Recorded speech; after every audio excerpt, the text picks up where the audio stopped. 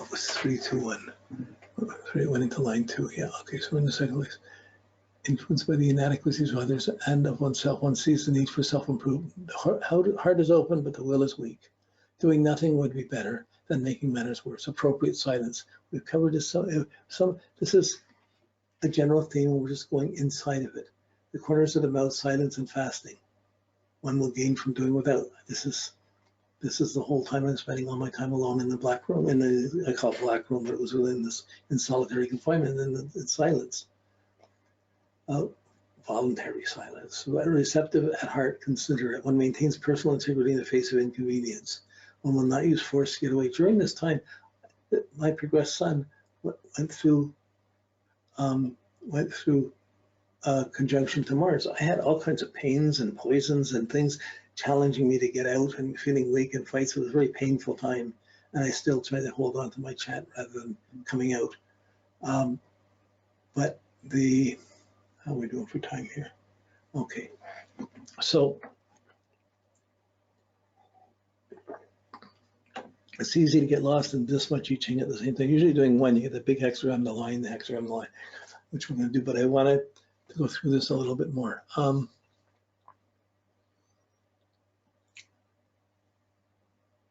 Okay, so yeah, this 24, the 24 is going to go to, I need another one here, which is, this book is in 4 parts, one for each season. And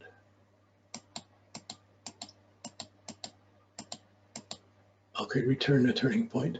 So this is, when the year I spent in this silence room was in the standstill stagnation, and inside was return the turning point.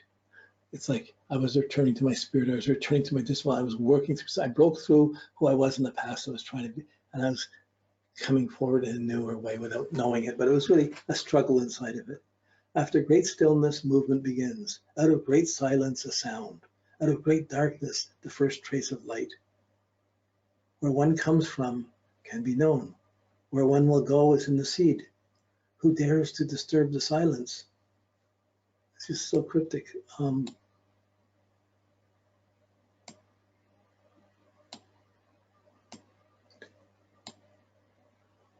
then the judgment is one is passive without, but something has changed within. A new impression manifests, a new direction has begun. One prepares for greater change while maintaining responsibilities. Movement that is not noticed by others. One's voice will not be heard, but a first step will be taken. Well, this to me is so incredible because I did my first 2 times in the solitude, the 11 days and the 98 days. And I took off the weight and I proved I could do it. And I was trying to prove I could go into this once an inner path. And I was going in. I was pushing to get in. After I did the 98 days, I'm already established in it. I'm already there. Why would I want to go further? I just felt I had to go further. I had to go in. And this is the point that marks this return of going something had changed inside. I had to go in and do a longer term, but I was working from a different plane already because I was working from a place where I'd already spent 3 months alone. And then they consider in India that any 21 days alone like that is the equivalent of a death and rebirth in consciousness, like you died or were reborn because you're coming back as a different person. And I was piling these up. So by the time I got into this return to turning point, it really was, it almost is literally there for me. Okay, now, as it went through this, it went through certain lines. And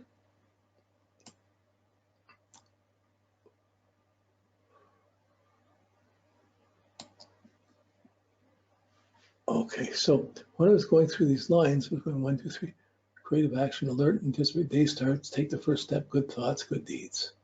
Words are controlled to get the maximum effect. It is important that what was said has relevance, so I said nothing, and that is not overstated. I certainly didn't overstate. Journey of 1,000 miles begins with the first step. One asserts oneself and takes the first step. No one will be asked, no one will interfere. The significance of the first step is great. Well, this first step was the first step out of the room in July. Well, this was the first step going into the room. So each one has a theme that goes through for a 2-month period. No, the hexagrams for the year, each one is a 2-month period of this time alone. So there's stages of my time in alone and disciplines and challenges that I ran into, walking around in a circle, sitting in the darkness, not knowing anything going on in the world, having it mean nothing to anyone else. A moderate approach will progress. Consider the implications and the target. Positive expressions will have the greatest influence. Frivolous words will bring about humiliations. When you're alone, your thoughts totally dominate until you learn to overcome them. So I had to fight all my negative thoughts. This is not the time for talking. One must secure the foundation. Before progressing further, one will not deviate from what is appropriate. So I knew I had to go further. I had to break through, had to get initiation, I had to get inspiration. Something had to break through deeper. I had to go further. So this was all of this is Capricorn. It's all discipline. It's a Capricorn pentat. And actually, the ears listen, but the feet will not move. I would not go out. The initial movement is noticed. Nothing further will be done. There's a light in the distance. It seems far away. The path will be difficult. One must hurry to avoid arriving too late. One responds to the call of duty. There will be some delays. One's effort is not 100% sincere. Well, all the time alone, am I concentrating enough? What's enough faith? What's enough? Like you're always working on that weakness in meditation.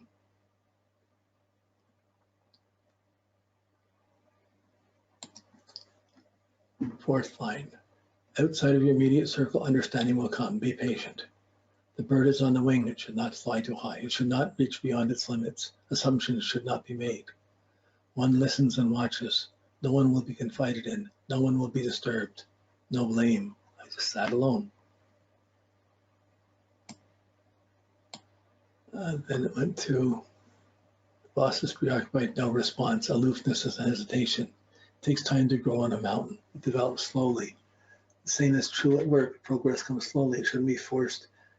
I can't force getting out. I'm in the room. I'm sitting there. I can't force it. Vulnerability to the demands of one's position and to the expectations of others. One feels pressure but does nothing. No one will be impressed. I think outside, everyone's going, when am I going to come out? When am I ever going to come out? What's happening? And I'm not planning on going out at all. So there was an outer thing I was somewhat sensitive to, but I really was ignoring and just stayed in the room and stayed centered. Then just before I came out of the room, these rooms were, they just were a room near the bed. You could walk around and there was a little bathroom attached to it, so you could have a bath. You go to the bathroom, wash yourself, come back in the room and be meditated. It was designed to be like a cave, very austere, but you could survive without having just the dirtiness of being in a cave. You had facilities to take care of your body functions healthily. It's enough to have made a good start. Be content. Results will come in on their own. This is the one as I'm deciding to come out of the room. Obstruction caused delays. As long as thoughts are negative, there'll be no progress. I was trying to come out and there was money set aside for me. It disappeared. There were things that went wrong and I felt this darkness and there's nothing I could do about it. Change is imminent. One cannot advise those who will not listen. No one draws attention to oneself. No, draws no attention to oneself. This is appropriate for the moment, but not for long. So I realized no one's going to help me leave in me to come back here, and I had to break away from the group to go. So that was all as part of this return, going to stages. The point I was trying to get across is the stages. Now, in this middle point, okay, let's just go down. When we look at here, we're going into the hexagram. Inside this time was a Libra phase inside of the Capricorn. Inside this return, there was a Libra phase, which is, I see the chanting that year. I was just chanting. But it conjuncted Mars for about 6 months. During this whole period, I had really a physical battle with pain. Like I'd be sitting in the room and a little pimple would come up like I can't see anything. And being alone in the room, it's dark. But in a way, you see your thoughts and you can kind of still make it around. You get to a different type of sight. But I'd get a little pimple on my finger, and then I'd pick at it. It would be hurting. And it would turn into a boil. It wouldn't break. Then it would build up, and this boil would build up and build up until it became, till my whole finger got swollen up and was sending white. My veins were starting to get white. It was getting blood poisoning going up my arms, right up to about my elbows. And I used to have to push it back and push it back. At the same time, bite it open and push it up. It's all this duck. It was a horrible scenario. But this was going on until I finally got all that poison out of my arm. And then it would happen on another finger. And this went on for about 9 months of this time alone.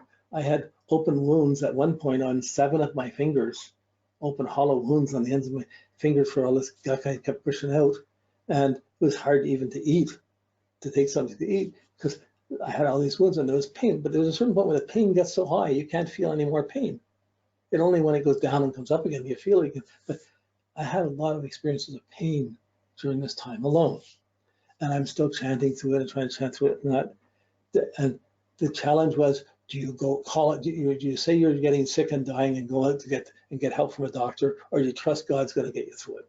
That was the challenge, and that was the fourth thing. So even though I was sitting alone, that was a really powerful urge to go out and do something. My progressed son was running to my Mars, and suddenly I didn't move on that. I stayed inside and say, okay, what happens will happen. I'll deal with it here. And in the end, I had to learn like first they came on my fingers. Then one came, then they started to come on my lips and on my face. Then a couple of them, they started coming on my, then a couple started coming down my groin there, and I got really kind of freaked out by these things. But I learned at the end, like you feel the pain, you feel the itch, you want to scratch it. I had to learn not to touch it, not to scratch it, not to even think of it, just let it be there. I learned to listen, let the pain feel up, let the itching, the pain, and not touch it. When I learned to not touch it, these things broke and went away on their own. And by the time I went out, I came out of the room, all of the wounds on my hands healed up. There's one where the whole tip of my finger had fallen off. It's still never, the ball never came back exactly right. It's not, the padding never came back like it did on my other fingers. But they all closed up again. I came out of the room, and that was the miracle. To me, it was a miracle physically. It all grew back where it was all gone. So it's too bizarre. It's being alone, the extremes, what it means. It's not something you can mention rationally. It sounds strange to talk about. I don't like to talk about, but just that's the intensity of that progressed sun going over the Mars, where I wasn't doing anything, but really I was fighting doing things. And it was fighting the old poisons with hitting the Pluto, and the Mercury was affecting my thinking, and to get my thinking positive, not think negatively, not to pay attention to the itching, to the pain, to the thing, and just hold still and trust my heart inside of that. That was that whole process of the year. I imagine if I was not in there, I would have had these pains and things come up, and I might not have dealt with it. It might have killed me. Who knows? I don't know. But this is how it played out. Now, how am I doing for time? Okay, good. I'm going to back up. So you can go through each of these individual. There's an individual hexagram for each 2 months and lines for each month, but it's hard to describe the ones in the room. So I'm going to go back to these ones when it was back in the when I first went into the room, when I first got to India, back in the early '68. So I'm going to go back to these phases. And why? Because it was in the hexagram, the mountain beneath the earth, going into the cave, into the aloneness, being alone and being receptive. That was the beginning of this whole type of discipline. And when that was happening, it was in the hexagram of the modesty. The theme inside was the receptive, the Mother Earth being open and receptive, the greatest darkness, greatest receptivity, vulnerability, or greatest weakness, you might call it, greatest openness. And inside of that theme was was Virgo, and there was periods where there was hexagrams called deliverance, dispersion, disillusion when I left North America, the abysmal danger when I was halfway to coming the last week coming across Turkey, Iran, Pakistan into India, going into India, and then running into the room. This was all during the hexagram of the abyss, the dangerous abyss. And then it went into youthful folly, and then into the army. And then this was during the periods of my going into the, starting in the dark room. But there was a lot of changes distinctly from outside to inside going on. And I thought that it would be good to look at that hexagram first. So we're going to look at that one. I've got to pull up another one here. Pull up the summer, get Virgo. Bear with me.